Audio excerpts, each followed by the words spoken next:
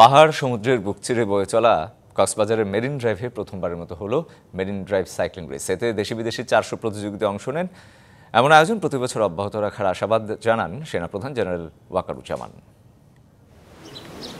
কক্সবাজারের মেরিন ড্রাইভের দরিয়ানগর পয়েন্টে ভোর থেকে জড়ো হতে থাকেন সাইক্লিস্টরা। কিছুক্ষণ পরেই বেলুন উড়িয়ে রেসের উদ্বোধন করা হয়। সেনা সদস্যের ফায়ারিংয়ের মধ্য দিয়ে শুরু হয় প্রতিযোগিতা।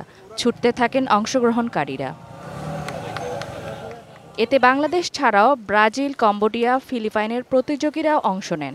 I'm very happy to see many female cyclists from Bangladesh, doing physical activities but also competing, and I'm very happy to be here. Cox's Bazar is beautiful.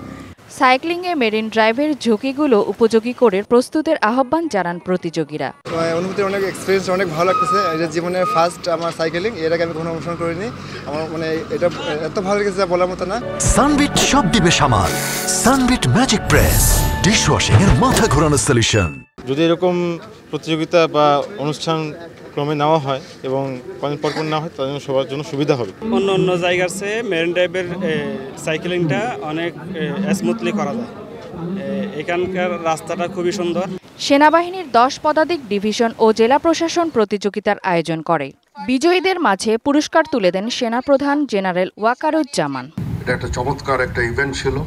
300-এর উপরে পার্টিসিপেন্ট, মহিলা পার্টিসিপেন্টরাও ছিল। আমরা এই ধরনের প্রতিযোগিতা আরও আমরা আয়োজন করব ইনশাআল্লাহ। Foreign cyclist, thank you very much for taking part. It's really wonderful to have you here. 6 ক্যাটাগরিতে এই আয়োজনে অংশ নেন 26 নারী ও 374 জন পুরুষ প্রতিযোগী। DBC news desk.